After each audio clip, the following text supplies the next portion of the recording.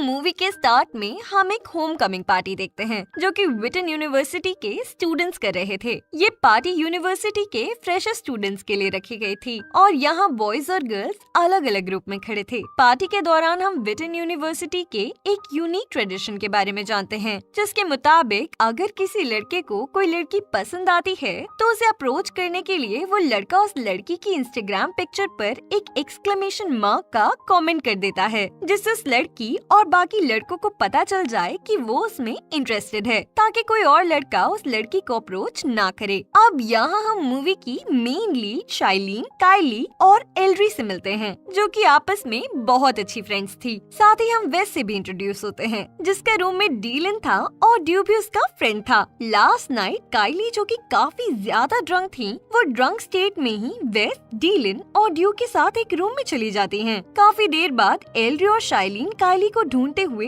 Room में आते हैं और यहाँ आकर वो काइली को बेहोश पड़ा हुआ देखते हैं। एल्ड्री इस बात से बहुत परेशान हो जाती है कि काइली इन तीनों लड़कों के साथ यहाँ कैसे और क्यों आ गई। ये दोनों जल्दी से काइली को अपने रूम में ले जाती हैं और एल्ड्री वेस को टेक्स्ट करके पूछती हैं कि वो लोग काइली को उस रूम में क्यों लेकर गए थे, पर वेस इस टेक्स्ट का कोई रिप्लाई नहीं करता। नेक्स्ट मॉर्निंग एल्ड्री इंस्टाग्राम चेक कर रही थी कि तभी वो देखती हैं कि काइली की एक इंस्टाग्राम पिक पर वेस ने एक्सक्लेमेशन मार्क छोड़ रखा था। इतने में ही शाइलीन वहाँ आती हैं और वो एल्ड्री को बताती हैं कि काइली ने उसे बताया है कि उसे ऐसा फील हो रहा है कि कल रात उसके साथ कुछ गलत हुआ था। ये सुनकर एल्ड्री और भी ज्यादा परेशान हो जाती हैं और अपने भाई वेस से इसके बारे में बात करने जाती हैं, लेकिन वेस का बिहेवियर काफी ज्यादा चेंज हो गया था और वो एल्ड्री को कुछ भी बताने से कतरा रहा था। एल्ड्री उस पर गुस्सा हो जाती है और वेस यहाँ से स्विमिंग ट्रेनिंग का बहाना देकर निकल जाता है। वहीं दूसरी तरफ शाइलीन काइली से लास्ट नाइट के बारे में बात करके पता लगाने की कोशिश कर रही थी, लेकिन काइली को कुछ भी याद नहीं आ रहा था क्योंकि लास्ट नाइट उसने बहुत ड्रिंक कर रखी थी। एल्ड्री चुपके से काइली के शॉट्स अपने पास रख लेती हैं क्योंकि एल्ड्री बायोलॉजिस्ट बनने की स्टडी कर रही थी और उसे डीएनए टेस्ट वगैरह की काफी समझ थी। इन शॉर्ट एल्ड्री शॉट्स को एज अ सैंपल यूज कर सकती थी, ये पता लगाने के लिए कि लास्ट नाइट काइली के साथ कुछ गलत हुआ था या नहीं, और अगर हुआ था तो वो किसने किया था। रात को एल्ड्री अपनी क्लास से वापस अपने रूम की तरफ जा रही थी और यहाँ उसे टाइलर मिलता है। इन दोनों की बातचीत से हम समझ पाते हैं कि टाइलर एल्ड्री को पसंद करता था। इसके बाद एल्ड्री वेस को सुबह उस पर गुस्सा करने के लिए सॉरी टेक्स्ट करती है, बट वेस उसे कोई भी रिप्लाई नहीं देता। फिर वेस स्विमिंग प्रैक्टिस के लिए जाता है और वहाँ वो किसी बात को लेकर परेशान होता है और इसी वजह से वो अपनी प्रैक्टिस पर अच्छे से फोकस नहीं कर पाता, जिसकी वजह से कोच उसको और उसकी टीम को पनिशमेंट देता है। प्रैक्टिस के बाद कोच वेस को वार्निंग देते हैं कि अगर वो प्रैक्टिस में ध्यान नहीं देगा तो वो यूनिवर्सिटी को ओलंपिक मेडल प्रेजेंट नहीं कर पाएगा।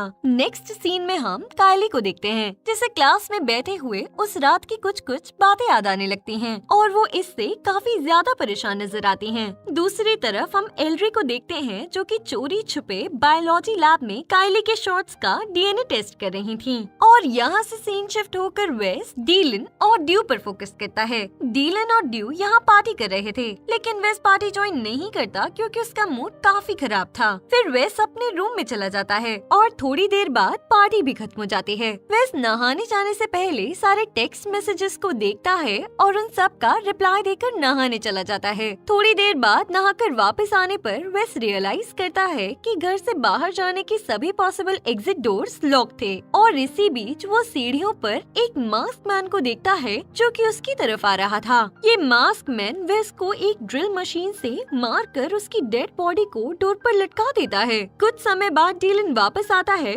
और वो भी नोटिस करता है कि घर के सभी दरवाजे लॉक्ड थे। घर के पीछे से ड्यू भी यहाँ आता है और दोनों मिलकर किसी न किसी तरह से घर के अंदर आ जाते हैं। घर के अंदर आते ही इन्हें वेस की डेड बॉडी दिखाई देती है। नेक्स्ट सीन में हम एल्ड्री को लैब में देखते हैं और यहाँ दो ऑफिसर्स एडम और मार्टिनेज आते हैं, जो कि एल्ड्री को बताते हैं कि उसके भाई वेस का मर्डर हो गया है। यहाँ हमें एक और बात पता चलती है कि ऑफिसर मार्टिनेज कार्ली के फादर हैं, जो कि इस केस पर काम कर रहे थे। अगले सीन में हम डिटेक्टिव सैंड्रा को यहाँ देखते हैं, जो कि इस केस को लीड करने आई थी। डिटेक्टिव सैंड्रा एक प्रेस कॉन्फ्रेंस करती हैं और इस केस के बारे में मीडिया को डिटेल्स देती हैं। यूनिवर्सिटी के चांसलर मिस्टर ब्रूस वोन यहाँ पर अपना दुख जाहिर करते हैं। एल्ड्री एल्ड्री पुलिस स्टेशन में अपने डैड को कॉल करके उनसे सब कुछ बताती है एंड थोड़ी देर में पुलिस ड्यू को लेकर आती है, क्योंकि डीलन ने पुलिस को बताया था कि वेस की मर्डर वाली रात ड्यू पार्टी में सबसे लेट गया था। फिर ड्यू को इंटेरोगेशन रूम में ले जाकर डिटेक्टिव सैंड्रा उससे कुछ क्वेश्चंस वगैरह करती हैं, लेकिन इसी बीच ड्यू के फादर उसे यहाँ से ले जाते हैं और उन्हें वार्न कर जाते हैं कि वो ड्यू को इन सब में फंसने नहीं देंगे। दूसरी तरफ हम मिस्टर वोन को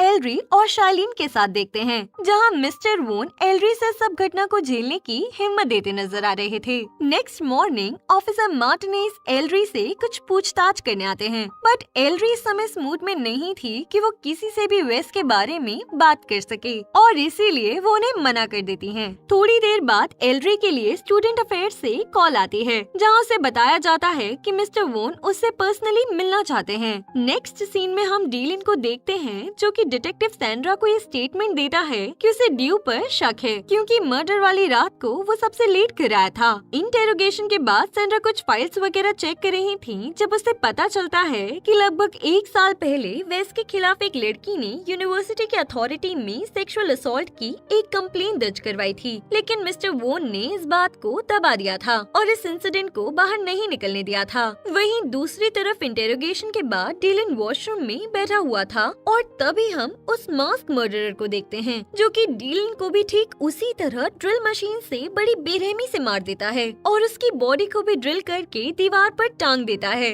दोस्तों, आगे बढ़ने से पहले हमारे चैनल मूवी साइट्स हिंदी को सब्सक्राइब कर लें। नेक्स्ट सीन में हम शाइलिन, काइली और एल्ड्री को देखते हैं, जहां एल्ड्री काइलिन से माफी मांगती है क्योंकि उसने उसके शॉर्ट्स पर बिना परमिशन के डीएनए टेस्ट करने का ट्राई किया था। काइली की बातों से हमें पता चलता है कि पार्टी वाली रात एक्चुअल में उसके साथ गलत हुआ था। फिर ये तीनों मिस्टर वोन से मिलने जाते हैं, जहाँ मिस्टर वोन काइली और शाइलिन को बाहर ही वेट करने को बोलते हैं और एल्ड्री से अकेले में बात करने लगते हैं, जहाँ मिस्टर वोन एल्ड्री से पूछते हैं कि उसने बायो लैब में अनऑथराइज्ड टेस्ट क्यों किए थे, जिस पर एल्ड्री मिस्टर वोन को काइली से रिलेटेड पार्टी के इंसिडेंट के बारे में सब बता देती हैं। मिस्टर वोन काइली की पहले हेल्प करने की जगह एल्ड्री से अपना मुंह बंद करने के लिए बोलते हैं। वो एल्ड्री को कहते हैं कि उसे इस बात का पता किसी को नहीं लगने देना चाहिए, क्योंकि इस इंसिडेंट की वजह से यूनिवर्सिटी की रेपुटेशन पर नेगेटिव इम्पैक्ट पड़ेगा। मिस्टर वोन की बातें सुनकर एल्ड्री काफी शॉक्ड हो जाती है, क्योंकि उसको लगा था कि उनके लिए काइली की हेल्प करना ज्यादा इम्पोर्टेंट होगा। दूसरी तरफ काइली और शाइलिन बाहर गार्डन में एल्ड्री का वेट कर रहे थे, तभी उन्हें टाइलर वहाँ घूमते हुए दिखता है। टाइलर उन दोनों से बाहर जाने का रास्ता पूछता है, लेकिन वो दोनों उसे इग्नोर करने लगती हैं और वॉशरूम चली जाती हैं।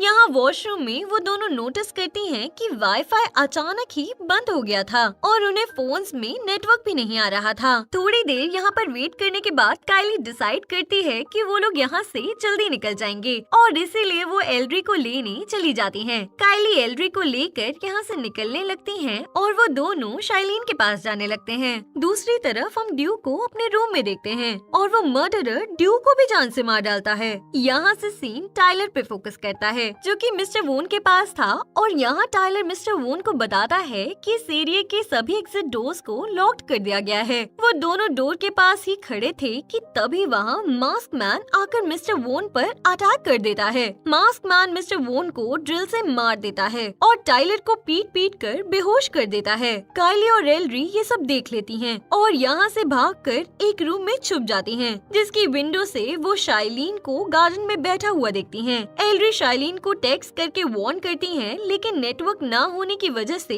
टेक्स्ट डिलीवर नहीं होता है। एल्ड्री विंडो की तरफ जाकर शाइलिन को वार्न करना तो चाहती हैं, बट शाइलिन अपनी जगह से उठकर वहाँ से चलने लगती हैं। यहाँ लाइट भी कट हो जाती है और शाइलिन को कुछ गड़बड़ लगने लगती है, इसलिए वो पुलिस को कॉल करने का डिसाइड करती हैं। लकीली उसके नेटवर्क में थोड़ा सा नेटवर्क होने की वजह से उसका कॉल तो कनेक्ट हो जाता है, बट उसको कुछ भी सुनाई नहीं दे पाता। शाइलिन अपने सामने मास्क मैन को आता देखती हैं और यहाँ से भागकर छुप जाती हैं। मास्क मैन मिस्टर वोन की बॉडी को ठिकाने लगाता है और शाइलिन यहाँ छुपी हुई थी, लेकिन उसके फोन पर वो टेक्स्ट डिलीवर हो जाता है जो कि एल्ड्री ने उसे भेजा था। इस नोटिफिकेशन की वजह से मास्क मैन को पता चल जाता है कि शाइलिन यहीं छुपी हुई थी और शाइलिन यहाँ से भागकर स्टोर रूम में छुप जाती हैं। मास्क मैन उसे यहाँ नहीं ढूंढ पाता, जिस वजह से वो यहाँ से चला जाता है। मास्क मैन के जाते ही शाइलिन बाहर निकलकर फेंस की तरफ जाती हैं और हेल्प के लिए चिल्लाने लगती हैं। उधर मास्क मास्क मैन एल्ड्री और काइली के रूम के पास पहुंच गया था और एल्ड्री काइली को छुपाकर खुद उस मास्क मैन से लड़ने का डिसाइड करती है। मास्क मैन के एंटर करते ही एल्ड्री उस पर अटैक करके यहाँ से भागती है और मास्क मैन उसके पीछे आता है और एल्ड्री को पकड़कर उसे बताता है कि वो उस पर अटैक नहीं कर रहा था और उसे शांत हो जाना चाहिए। इसी बीच काइली यहाँ एक नाइफ के साथ आती है और उस मास्क मैन के गले पर अटैक कर देती है। अब इस पॉइंट पर वो मास्क मैन अपना मास्क हटाता है तो हम देख पाते हैं कि वो मास्क मैन कोई और नहीं बल्कि काइली के फादर ऑफिसर मार्टिनेज थे।